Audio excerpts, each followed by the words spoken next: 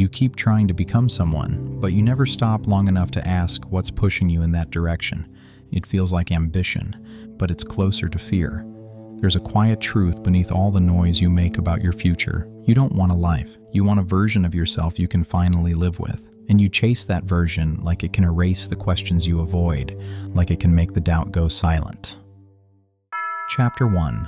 The shape you think you need. You spend years imagining a version of yourself that feels right.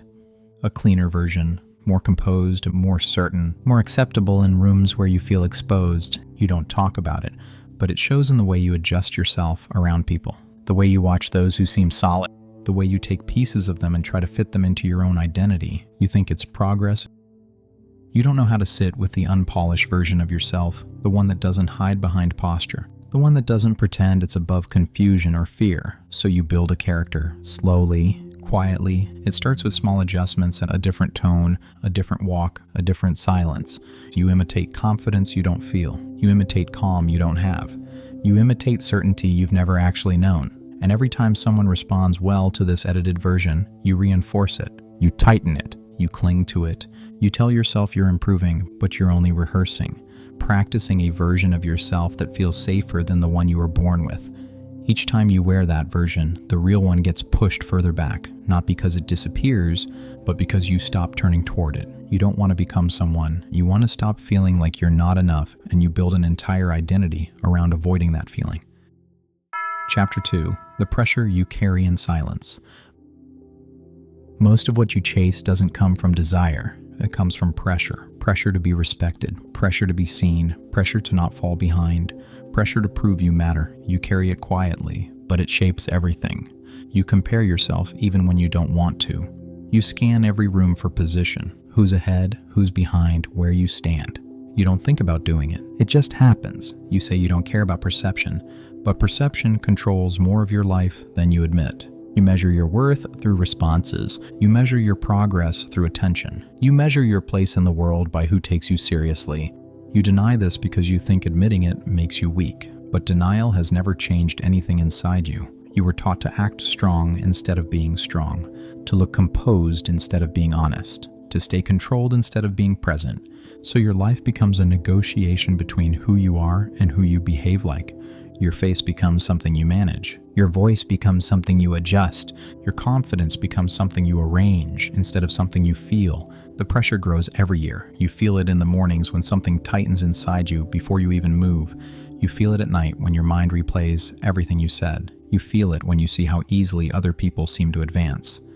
This pressure convinces you that becoming someone is the only escape, but it's not external. It's internal. It's the discomfort of sitting with yourself without distraction. It's the silence you avoid. It's the truth you don't want to face. You don't want success, you want relief, and you confuse relief with transformation. Chapter 3. The identity you keep chasing. Identity feels like something you can build if you just collect enough pieces. Traits, achievements, reputation, attention, certainty. You think if you stack enough of these pieces, eventually you'll feel whole. But identity doesn't harden through accumulation. You chase achievements because they feel like proof. You chase traits because they feel like armor. You chase reputation because it feels like protection. You chase admiration because it feels like stability. But none of it settles you. Deep down you want a version of yourself that doesn't shake under pressure, one that doesn't flinch under judgment, one that doesn't feel temporary. But identity doesn't settle through accomplishment. It settles when you stop lying to yourself. When you chase identity, the finish line keeps moving. There's always something missing, something weak, something unhandled, something that makes you feel behind. You build a life that always requires one more improvement, one more fix, one more upgrade. Every milestone leaves you exposed again. Every accomplishment becomes normal too quickly. Every success dissolves faster than you expect. So you chase again, not because you're ambitious, but because you don't know what else to do with the discomfort inside you. You tell yourself it's progress, but it's compulsion. You don't realize the identity you're building is structured around your fear. Not your truth, not your reality, not who you are, but who you're afraid you'll never become. Chapter 4. The fear of being ordinary. This fear sits deeper than your goals. It sits in the part of you that believes you need to stand out to matter. You don't want a life that blends in. You don't want to be forgettable. You don't want to fade into the background of other people's stories. You don't say this, but you feel it. You feel it when someone younger surpasses you. You feel it when someone gets what you've been working for. You feel it whenever silence makes you wonder if anyone thinks about you at all. You were taught that ordinary means insignificant, so you treat your life like a performance. Every step becomes an audition. Every moment becomes evidence. Every achievement becomes a shield. You don't let yourself exist without effort. This fear shapes your choices. You pick goals because they look impressive, not because they feel like yours. You chase standards you never believed in. You build a life around avoiding a label you invented. But being ordinary isn't the threat. The threat is what rises when the performance stops. When you're alone with the version of yourself you keep avoiding. When you realize you don't actually know who you are without the chase, you're not afraid of insignificance. You're afraid of finally meeting the real you, the one you've ignored while building a character the world will approve of. So you keep running toward admiration, toward recognition, toward anything that can distract you from the quiet ache sitting underneath it all. Chapter 5. The moment you finally stop running. There comes a point where the chase loses its force.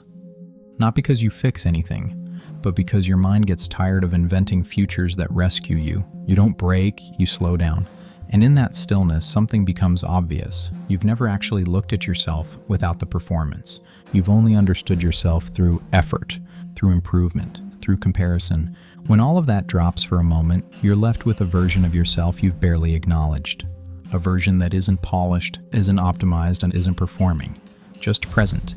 It feels uncomfortable. It feels like weakness. It feels like taking off armor you've worn for years. But it's the first honest moment you've had in a long time.